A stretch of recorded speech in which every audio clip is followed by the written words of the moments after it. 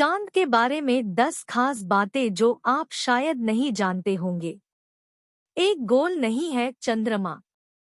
पूर्णिमा के दिन चंद्रमा बिल्कुल गोल नजर आता है लेकिन असल में एक उपग्रह के रूप में चंद्रमा किसी गेंद की तरह गोल नहीं है, ये अंडाकार है। ऐसे में जब आप चांद की ओर देख रहे होते हैं तो आपको इसका कुछ हिस्सा ही नजर आता है इसके साथ ही चांद का भार भी उसके ज्यामितीय केंद्र में नहीं है।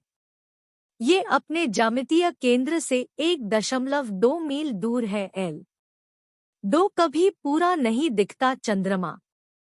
अगर आप कभी भी चांद देखते हैं तो आप उसका अधिकतम 59% हिस्सा देख पाते हैं। चांद का 41% हिस्सा धरती से नजर नहीं आता। अगर आप अंतरिक्ष में जाएं और 41% क्षेत्र में खड़े हो जाएं तो आपको धरती दिखाई नहीं देगी 3 ज्वालामुखी विस्फोट का ब्लू मून कनेक्शन। माना जाता है कि चंद्रमा से जुड़ा ब्लू मून साल 1883 में इंडोनेशियाई द्वीप क्राकातोआ में हुए ज्वालामुखी विस्फोट की वजह से इस्तेमाल में आया। इसे पृथ्वी के इतिहास के सबसे भीषण ज्वालामुखी विस्फोटों में गिना जाता है। कुछ खबरों के मुताबिक इस धमाके की आवाज पश्चिमी ऑस्ट्रेलिया में स्थित शहर पर्थ, मॉरिशस तक सुनी गई थी। इस विस्फोट के बाद वायुमंडल में इतनी राख फैल गई कि राख भरी रातों में चांद नीला नजर आया। इसके बाद ही इस टर्म की शुरुआत मानी जाती है। 4 चांद पर सीक्रेट प्रोजेक्ट।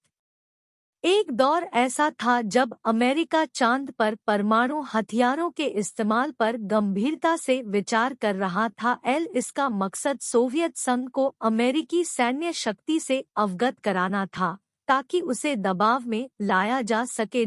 इस गुप्त परियोजना का नाम है स्टडी ऑफ ल्यूनर रिसर्च और प्रोजेक्ट 119 था। 5 चांद पर कैसे बने गहरे गड्ढे।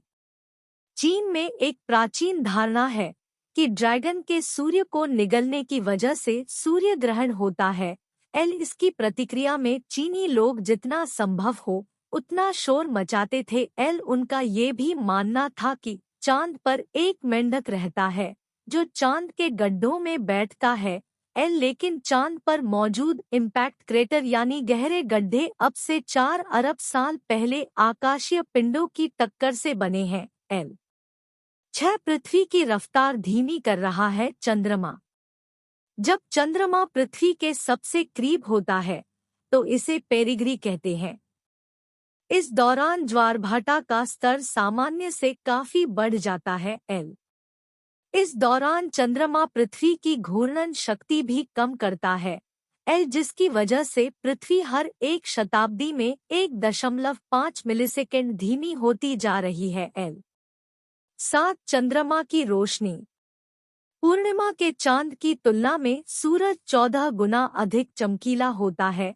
पूर्णमासी के एक चांद से आप अगर सूरज के बराबर की रोशनी चाहेंगे तो आपको 398-110 चंद्रमाओं की जरूरत पड़ेगी। जब चंद्र ग्रहण लगता है और चंद्रमा पृथ्वी की छाया में आ जाता है तो उसकी सतह का तापमान 500 डिग्री फ़ारेनहाइट तक गिर जाता है।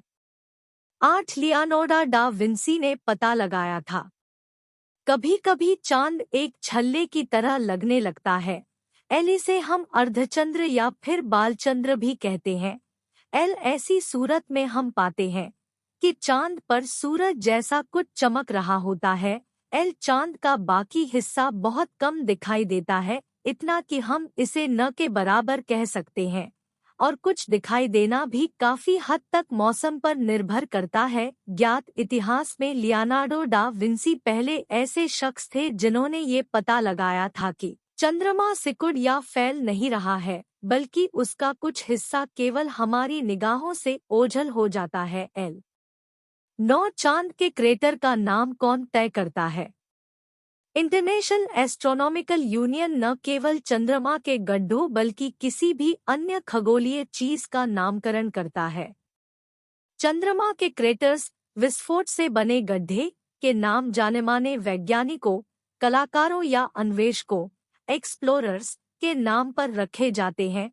एल अपोलो क्रेटर और मेयर मॉस्कोविंस, मॉस्को का समुद्र के पास के क्रेटर्स के नाम अमेरिकी और रूसी अंतरिक्षयात्रियों के नाम पर रखे गए हैं। एल में चांद का वो इलाका है जिसे चांद का सागरीय क्षेत्र कहा जाता है। एल चांद के बारे में हमें बहुत कुछ ऐसा है जिसके बारे में इंसान नहीं जानते हैं। एरिज़ोना के लॉवेल ऑब्जर्वेटरी ऑफ फ्लैगस्टाफ ने साल 1988 में चांद के बारे में एक सर्वे किया था। इसमें भाग लेने वाले 13% लोगों ने कहा था कि उन्हें लगता है चांद चीज से बना हुआ है। 10 चांद का रहस्यमय दक्षिणी ध्रुव। चांद का दक्षिणी ध्रुवीय क्षेत्र जहां चंद्रयान-3 पहुंचने की कोशिश कर रहा है, उसे बेहद रहस्यमय माना जाता है। नासा के मुताबिक इस क्षेत्र में ऐसे कई गहरे गड्ढे और पर्वत हैं जिसकी छांव वाली जमीन पर अरबों सालों से सूरज की रोशनी नहीं पहुंची है।